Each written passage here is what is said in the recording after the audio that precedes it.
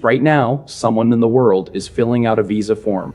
They are praying for the chance to get into America. And somewhere inside America, someone else is packing their life into boxes. They are planning to leave it behind for good. Both of them believe they are moving towards something better. Both of them cannot be right. That contradiction sits at the center of a strange, quiet story. It gets a little stranger every year. We are told America is a place the whole world wants in. The line at that door has always pointed one way. But lately, a small steady stream slips out the back. They sell the house. They sell the car. They hand in the notice and do not look back. Here is the part that should stop you cold. Afterward, almost all of them say the very same thing. Not that it was complicated. Not that they miss it, but just a clean, quiet, no regret. So 2 myths are sitting on the table tonight. We are going to test both of them against the numbers. Myth 1 says America is still the promised land everyone is fighting to reach. Myth 2 says a paradise waits out there somewhere. Cheaper. Calmer. A place where the hard math finally stops chasing you. I have spent a while with the data on both. Neither myth survives the contact. And the truth hiding underneath is far more useful than either one. Because this is not really a video about leaving at all. It is about the ground under your own feet. It is about what the math quietly did to that ground, whether you ever pack a box or not. So stay with me for this. The point is not where any one person moved. The point is why this story keeps repeating itself, and what it is quietly trying to tell the rest of us. The ones still standing right here. Let me clear away the easy version first. The internet loves it, and it is wrong. The easy version says these people hate America, that they stormed off and slammed the door behind them. Almost none of them did. Talk to enough of them and a very different picture forms. They still call home on the holidays. They still follow the team. They still choke up at the anthem in a way that surprises them. What they walked away from was never the country. It was a weight. A slow, private weight sitting on the chest. It had been there so long they stopped noticing it. Think of it like quietly leaving a job you were once proud of. A job in a building where the rooms keep shrinking every year. You do not stop respecting the work. You just cannot get a full breath in there anymore. And this is not a handful of dramatic exits. It is a real trend with a shape you can measure. Gallup has asked Americans one simple question for years. Would you like to move to another country permanently? For most of 2 decades, the answer held steady. It sat somewhere around 1 in 10. By late 2025, it had climbed to 1 in 5. 1 in 5. That is not a fringe. That is a fist of the people around you quietly running their own numbers. And they are not the people you would guess. Not just the burned out or the broke. Plenty of them are doing fine on paper. That is what makes the whole thing worth a closer look. And a growing share are no longer just dreaming about it. The Wall Street Journal pieced the story together from immigration records. Records kept by the countries on the receiving end. At least 180,000 Americans actually left in a single year. The real number is almost certainly higher than that, because nobody back home keeps a proper count of who walks out. So, the wave is real. The only question left is what is pushing it. And that is exactly where the first myth begins to crack. Here is myth number 1, said plainly. The whole world wants into America. So if you're struggling here, the problem must be you. It is a comforting story when you happen to be winning. It is a crushing one when you are not. So let us do the thing this channel exists to do. Let us check the story against the ledger. Start with the biggest purchase of most people's lives. A home. For a long time, the deal was simple and fair. Work hard, save steadily, and a roof of your own was the reward. That deal has quietly broken. Harvard's housing researchers put a hard number on the break. The typical home now costs about 5 times a year of household income. Back in the 90s, that number sat closer to 3. The house did not somehow get twice as good. The math simply moved, and it moved against you. Watch what that shift does to ordinary families. Home builders ran the numbers on a newly built home, one priced right in the middle of the market. To afford it, you have to reach the top slice of earners. Everyone below that line is quietly priced out.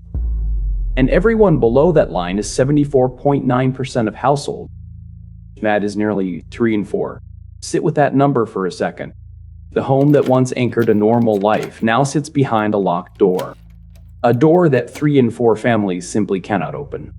You can see it in who buys and when. The typical first-time buyer in America is now 40 years old. 5 years ago, that same buyer was 33. 7 years of a life added to the weight. And renting is no escape hatch either. The same pressure just wears a different mask. The rent climbs. The lease renews higher. The down payment drifts further out of reach. You run hard just to stay in place. And for the ones who do get in, the taking does not stop. There is an old rule of thumb, older than most of us. Housing should eat around 30% of your income. Cross that line and you are cost-burdened, dredged, at risk. By the middle of 2025, that middle home ate 47.7%, almost half of everything a household brings in, gone before groceries, before gas, before a single dollar reaches the future. So people feel like they run hard and slide backward. They are not imagining any of it. They are simply reading the ledger correctly. The reward moved. The effort stayed exactly the same. That is the quiet insult of the whole thing. The promised land still makes the promise. It just quietly stopped delivering to the people in line. So the ones who leave, what do they say they got back first? You would expect the answer to be money, a bigger place, a fatter margin, a smaller bill at month's end. It almost never is. Ask them, and the first word is embarrassingly small. Peace. They say they sleep now. Their shoulders finally come down from around their ears. That low hum of dread just goes quiet. And here's the genuinely strange part. Most of them did not get rich at all. They still work. They still pay rent and taxes. They still lie awake about the future, like anyone. What changed was not the number in the account. It was the weight sitting on top of it. You know this weight, even if you never named it. It is the boulder you have hauled for so long you built your whole posture around it. You forgot your back was not supposed to feel like this. Then one day the load comes off, and the lightness is almost disorienting. That is what they keep describing. Not a windfall. A boulder gone. Money buys you options. It does not buy the off switch. That switch is something you have to reach for yourself. Think about what that hum actually costs you here. The phone buzzes and your heart jumps before you even read it. Because part of you was always braced for the next bill. You eat dinner with one eye on the clock. You drive an hour to a desk, then an hour home in the dark. You have run so long that stillness itself starts to feel wrong. The people who left did not stumble onto a secret paradise. They found what it feels like to set the boulder down. And once your spine straightens, it is very hard to pick it back up. Hold on to that feeling for me. Because in a minute I am going to complicate it. And you're going to need it. Now the second myth. The one the travel clips quietly sell you. Paradise is out there somewhere. Blue water. A slow cafe. Rent that costs a joke. No more hard math ever again. Let me be honest with you, the way those clips never are. That place does not exist either. The people who left will tell you so themselves, if you ask them past the highlight reel. They traded one stack of problems for a different one. They learned a new language while apologizing for their accent. They faced forms that take 3 weeks and 4 stamps. They waited on repairs that nobody seemed in a hurry to make. Calling a helpline in a language you are still learning is terrifying. So no, it is not effortless over there. Yes, the day-to-day is often genuinely cheaper. Portugal, Spain, Panama, Thailand. A dollar can stretch in ways that feel unreal at first. But cheaper is not the same as free, and slower is not the same as easy. Taxes can bite harder than most people expect. A public system can crawl at its own pace, slow enough to make an American want to climb the walls. And then there is the plain loneliness of the outsider, the one who keeps missing the joke. the one who is always translating in their head. That is a real cost, and no exchange rate fixes it. And the internet only ever shows you the arrival. It never shows the second year, the homesickness, the missed birthdays back home, the slow ache of being far from your own language. Here's the honest version of what happens. They did not escape their problems at all. They swapped a set they could no longer stand for a different set they decided they could live with. That is the whole trick, start to finish. Not paradise. Just a better fitting set of problems. And notice one more thing, because it matters. Some people leave one country, then leave the next one too. The pressure was never stamped on a single flag, which quietly tells you something important. The door itself was never the answer. The door only ever changes the view. So if neither myth holds up, what is actually left? Something quieter. Something far more honest. Distance, it turns out, works like a lens. Stand too close to anything and you see only the grain. Step back a few paces and the real shape appears. The people who left see home clearly now for the first time. And the strange part is that it does not make them bitter. It makes them fair. They will tell you what this country still does better than almost anywhere. The restless energy of the place. The way a half-wild idea can actually get funded. The sheer room to fail and stand back up. They genuinely miss it. And in the same breath, they name what other places got right. The things they never thought to question until they lived without them. So let me widen the ledger past the house. The house was only the first entry on a long page. Look at how this country is aging into retirement. The Federal Reserve asks people one plain question. Do you feel on track for retirement? Only 35% of them say yes. That is down from 40% just a few years earlier. The wrong direction, quietly. So nearly 2 in 3 adults look at the end of work. And they answer, no, or honestly, I do not know. And the backstop they are counting on has a crack in it. Social Security can pay full benefits until the year 2034. After that, without action from Congress, the checks are set to drop, down to about 81% of what was promised. That is not a rumor from a forum. That is the system telling you, in writing. The last chair may be smaller than the one you were shown. And this is not a problem you age out of. It waits at the finish line for almost everyone. The young feel it as a housing wall. The old feel it as a retirement cliff. Same lever, a different end of the rope. Now add the everyday fragility running underneath it all. In any given year, 15 to 18% of adults carry medical debt, not from recklessness, not from any moral failing, from a body doing the ordinary things bodies do, meeting a system that charges whatever it decides to charge. This is the full picture the leaving stories react to, not one broken thing you can point at. A whole ledger tilting the same direction. And once you have seen it, you cannot unsee it. Which brings us to the part almost nobody talks about. Let me tell you where the leaving shows up first. Not in the bank account. In the body. People describe it almost the same way every single time. A headache that had lived with them for years. It simply packs up and moves out. A night of sleep that runs straight through to morning. Unbroken. For the first time in living memory. They did not change their genes. They changed the pressure they were living under. And the body, freed from a constant alarm, starts working again. Here is why that lands so hard. Chronic stress is not loud. It never knocks at the door. It is the fan you stop hearing after an hour in the room. You only truly notice when someone finally switches it off. Then the silence comes rushing in. You get used to bracing. The clenched jaw. The shallow breath. The buried sense that rest has to be earned. And you have not quite earned it yet. That becomes your baseline, year after year. You forget there was ever another one. And a great deal of that alarm is financial. It is the math following you home from work. Consider one small, brutal number. The Federal Reserve asks people a simple thing. Could you cover a surprise bill of $400? Using only cash on hand.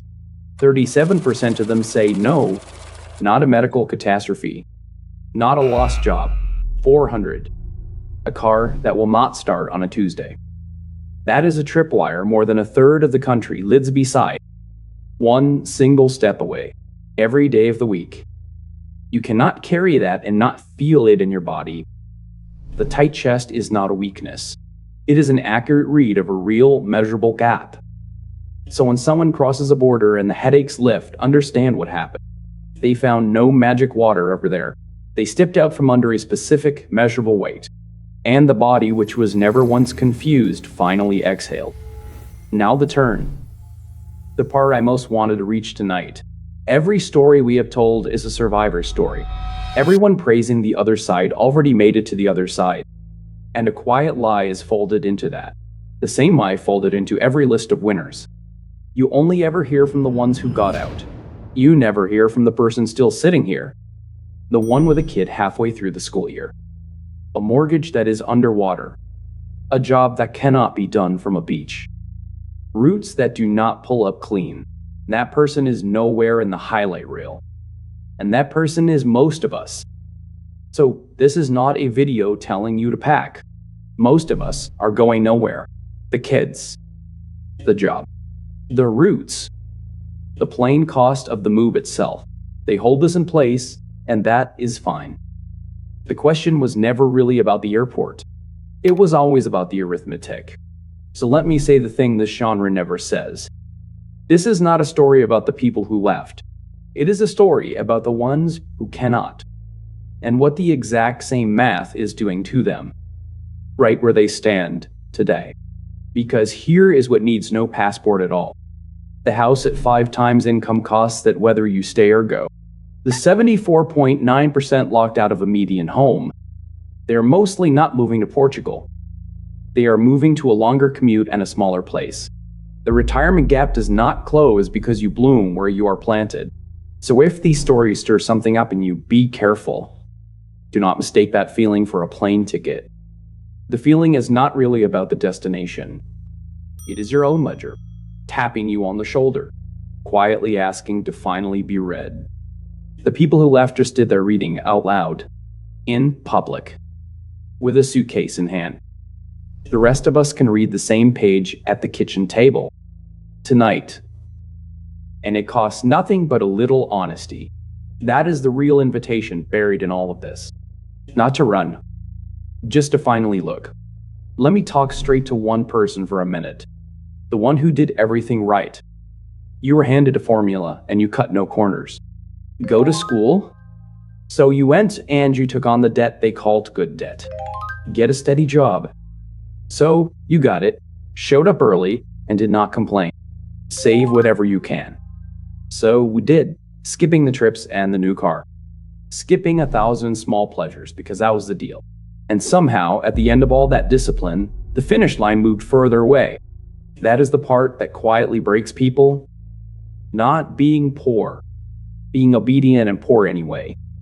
There is a very particular exhaustion in this. It comes from following every single instruction and still watching the door swing shut. It makes you doubt yourself in a deep private place. You start to wonder if you are lazy, or terrible with money, or simply not trying hard enough. Because everyone keeps implying that right actions bring right results. So hear this as clearly as I can say it. It is the whole reason this channel exists. It is not you. 3 in 4 households cannot afford the median home. That is not 3 in 4 personal failures. That is a market that moved out from under a whole generation. More than a third cannot absorb a $400 surprise. That is not a nation of reckless spenders. That is a gap between what a life costs and what work pays. And that gap is structural, built into the machine. The shame was handed to you on purpose. A system that blames your character never has to answer for its own. So put the shame down. It was never yours to carry. What you get to carry instead is clear sight. And clear sight is where every real decision has to start. So how did the ground move this far without most of us feeling the quake? It did not happen in one dramatic cinematic drop. It happened the way water always wins. Slowly, then all at once. Picture 2 lines climbing across a chart. One line is what people earn. The other is what the truly important things cost: the house, the degree, the care, the roof over aging parents. For a long stretch, the two lines climbed together, close enough that honest work could keep pace. Then, quietly, they split apart. The cost line kept climbing like it had somewhere urgent to be. The wage line just trudged along behind it, gaining inches while the other one gained miles. Every year, the gap between them widened. And every year, we were told to simply try harder, as if raw effort could outsprint a lever. Think about what a slow leak does to a tire. You hear no bang. You just notice months later that the ride turned rough. The economy sprang a slow leak on a whole generation, and we kept being told to check our own driving. Because that is exactly what this is: a lever, not a moral test. The price of the ladder rose faster than the wage of the climber. So the climb got harder for everyone on it, no matter how good their form was. And here is the quiet cruelty of a slow split. Nobody ever gets one clean moment to be angry at. No cartoon villain kicks in your front door. There's only a Tuesday a little tighter than the last one, a renewal notice a little higher than before, a total at the register that stings a little more, until one day you look up and finally see it. The life your parents built on one income now needs two, and it still does not quite hold together. No single Tuesday is the crime here. The crime is the drift, added up over 20 long years. This is why the leaving stories land so hard, even with people who will never once leave. They are not really reactions to another country. They are reactions to the drift. Someone finally said out loud what the chart kept screaming. The ground moved under you. You were never once imagining the tilt. Alright, suppose the tilt is real, and you feel it. What do you actually do with that? Let me hand you a way to think, not a plane ticket. Leaving is a tool, and like any tool, it fits a few jobs. It is flat wrong for most of them. There are two honest reasons to consider a move, and one bad one. Telling them apart matters far more than any destination.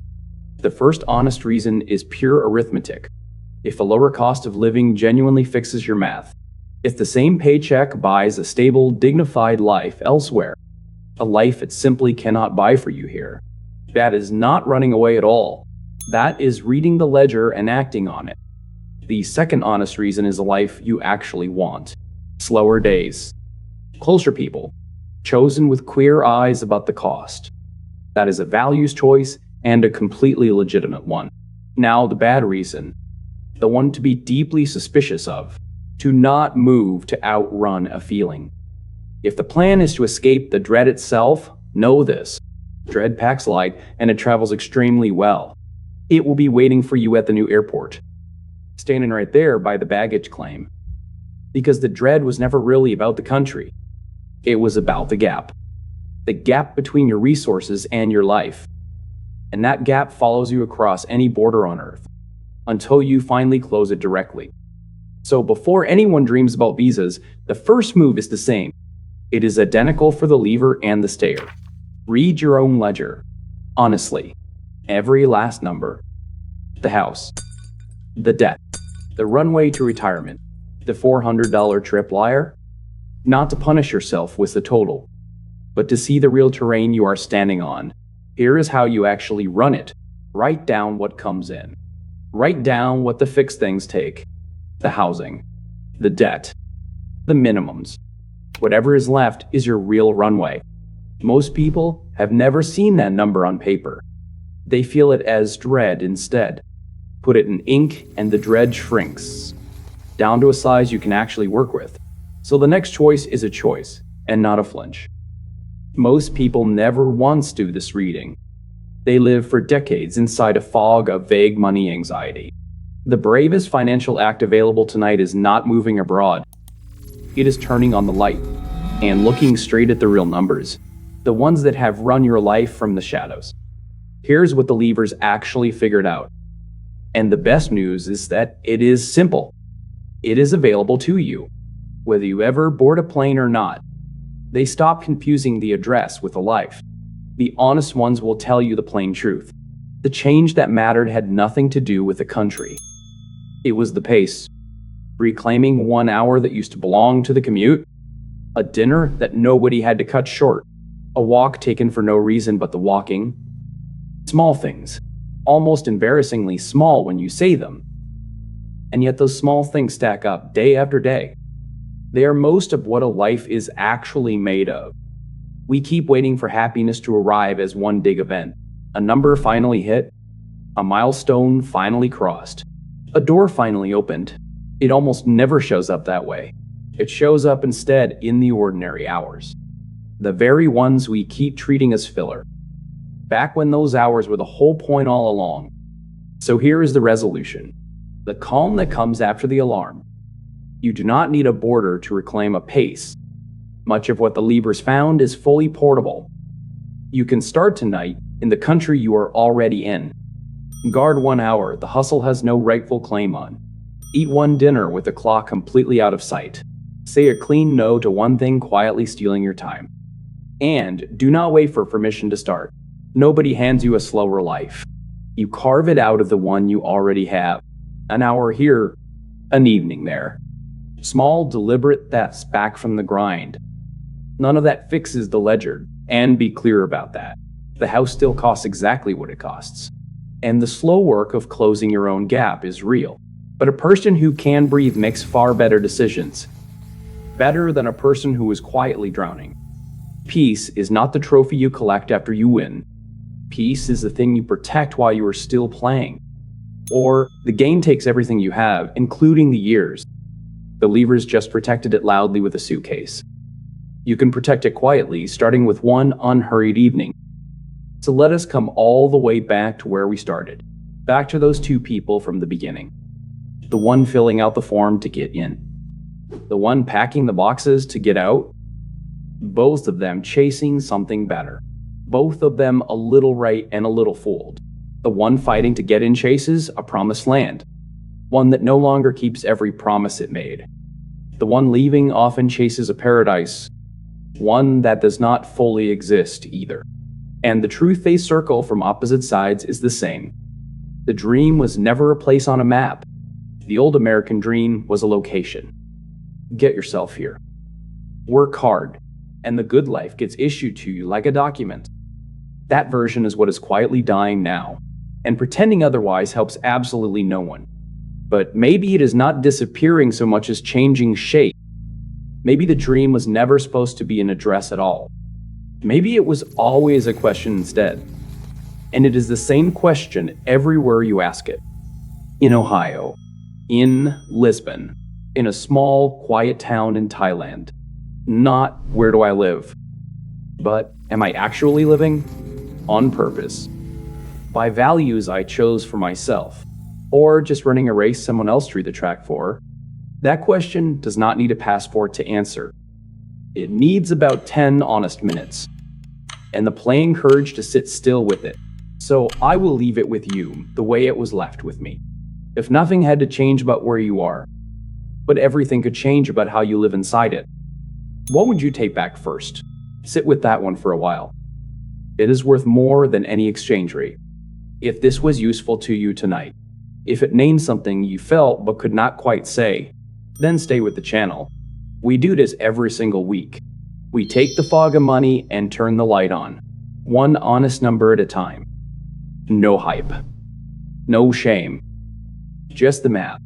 And what it really means for people who did everything right, and who deserve a straight answer for once. I am glad you're here. I will see you in the next one.